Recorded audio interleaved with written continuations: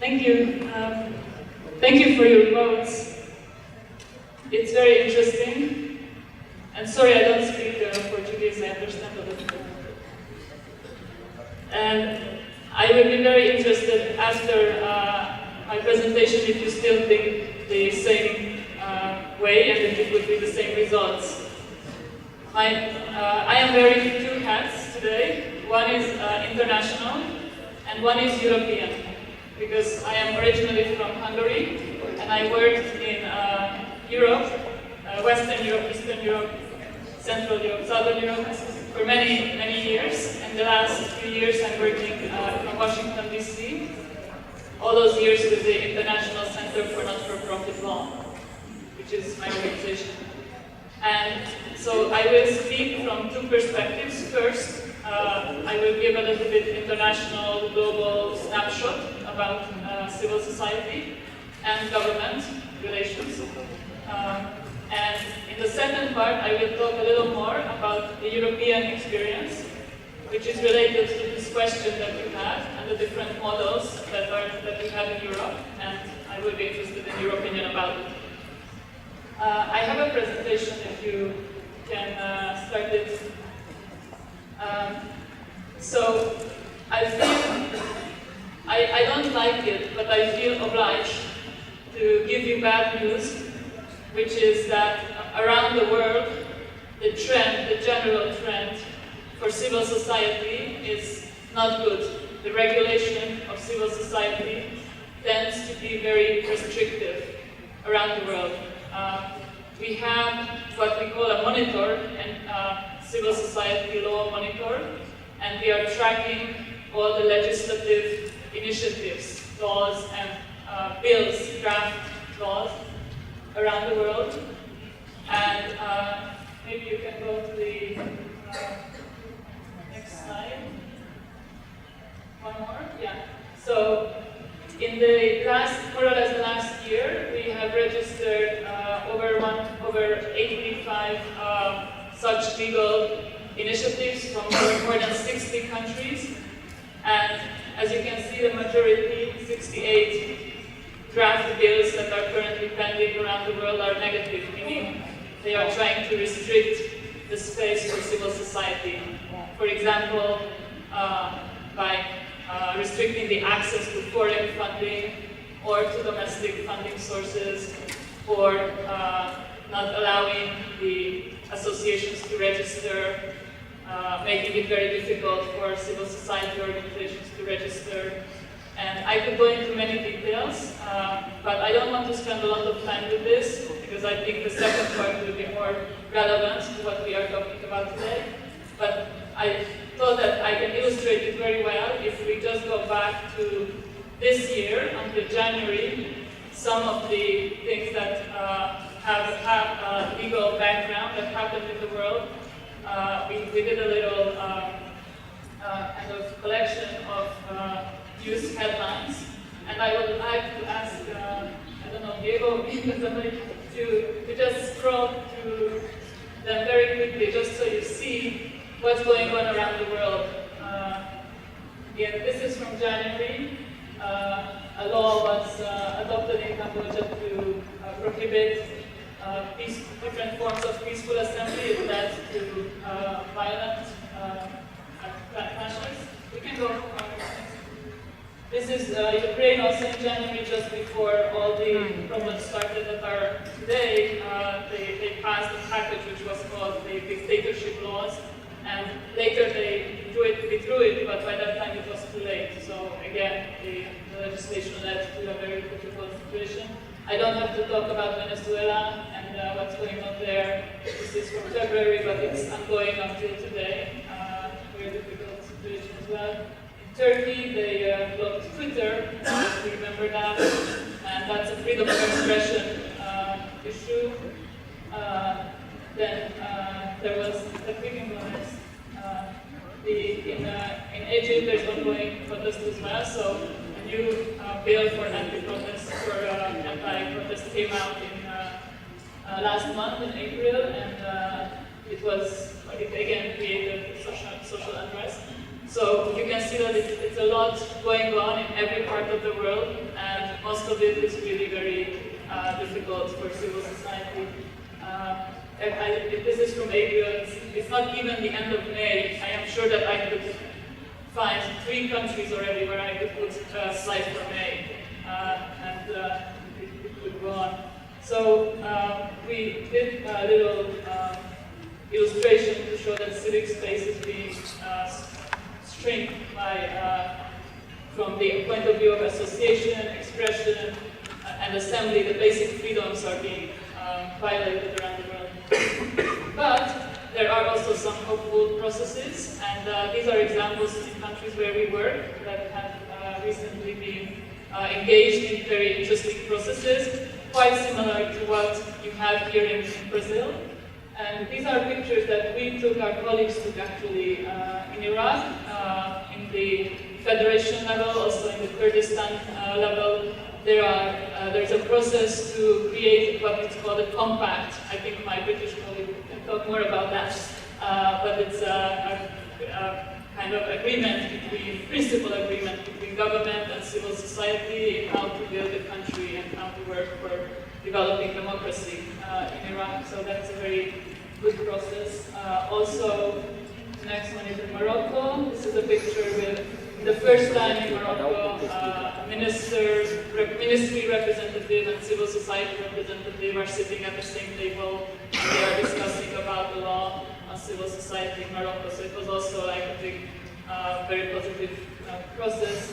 Another one is from Mongolia, and the tall blonde girl in the middle is my colleague from Hungary. We can tell who is the person not from Mongolia. And this is again the very interesting legal initiative on social contracting, how to involve the NGOs in services, social services provision.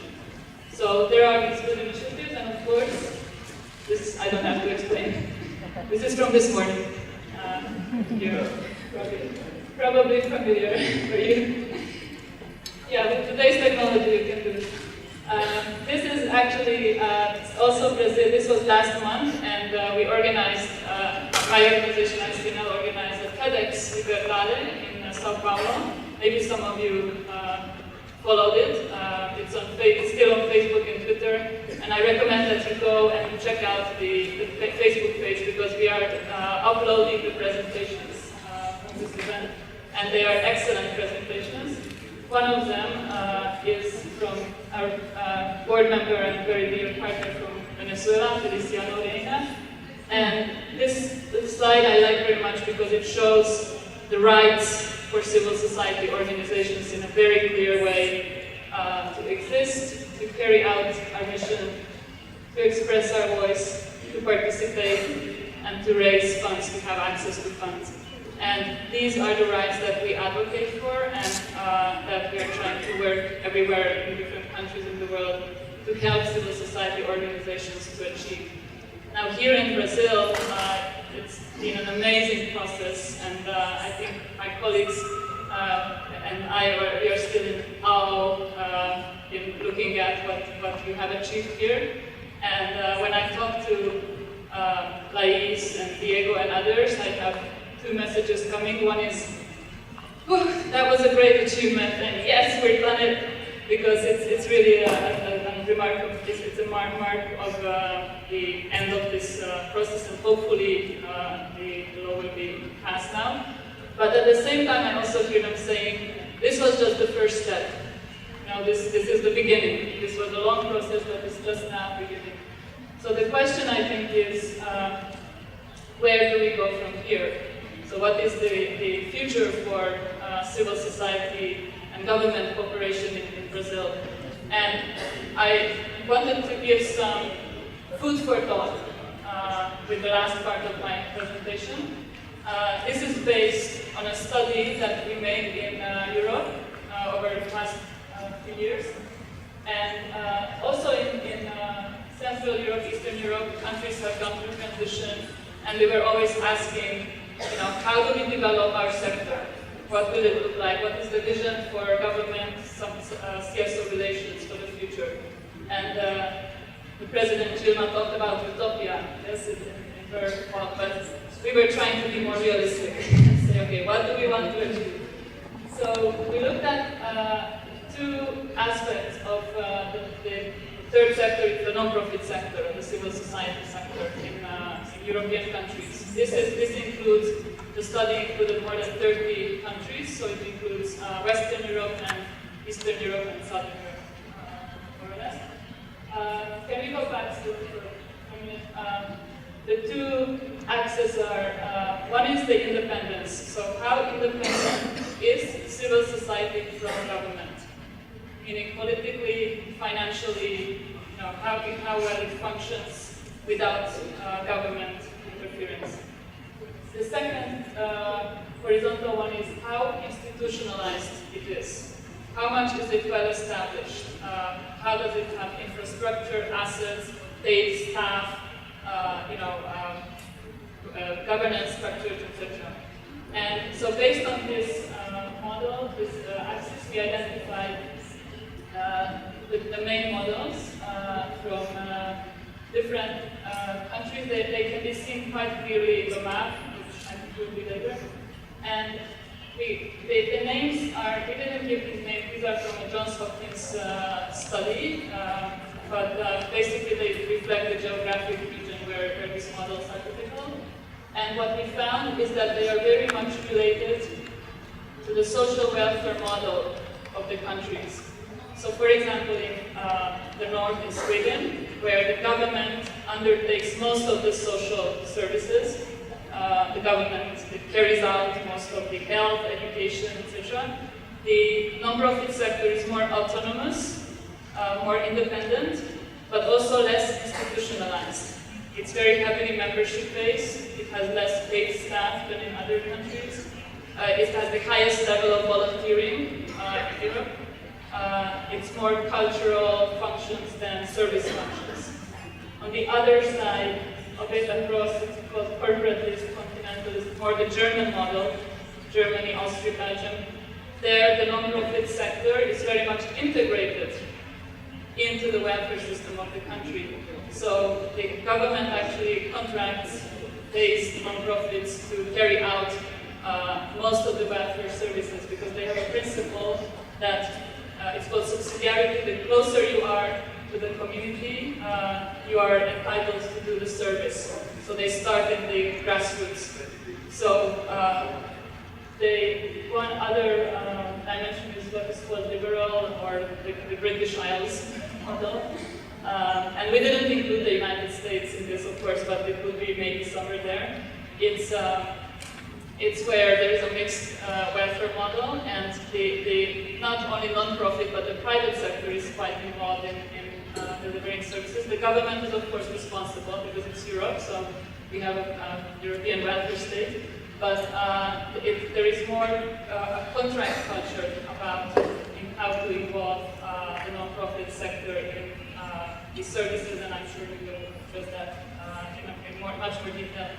And then you have our little countries, which were under the socialist regime, but also, for example, Greece and Spain and Italy, where the welfare model is more what it's called rudimentary. So there is a big emphasis on family care, for example, and the state doesn't have as much capacity to undertake everything, but it also doesn't pay a lot of money to pay others to do the work. So it's a more emerging model. And this is almost my last slide. This is about PF means public funding. It means the percentage of government funding in the income of the non-profit sector. Okay, so you can see that it's very much related to these principles that underlie the relationship with the sector. So in the Nordic countries, in this autonomy principle, the public funding is more or less between 25 and 35% of the total income of the civil society sector is from government, 25 to 35%. In Britain and similar countries, it's between 35 and 55% generally. And for example, in Belgium or Germany or in France, it is over 55%. It's higher. So you can see how the welfare system and the role that the civil society plays in the overall welfare system affects the relationship.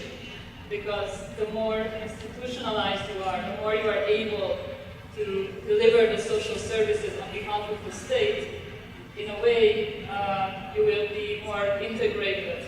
And you can call it dependence, or you can call it interdependence, because the state also depends on you to deliver those services. So it was interesting for me to see from the vote that a big part, like almost half of you actually thought that this is like a way to go, to become more part of the development sector and service sector in Brazil. So yeah, that's just putting it all on the map. And the final point, we can go on. The final point is what I wanted to make. What we also found is in the countries which are emerging, where the civil society sector is weak and the relationship is weak, that the only way for making a progress in the relationship, it's two things, it needs two things. One is regulatory framework. So you have just completed a big part of that. So without a good regulatory framework, the relationship will not progress. The second is, based on this regulatory framework, to invest in the development of civil society. And for that purpose, many governments in Europe have set up what is called civil society funds.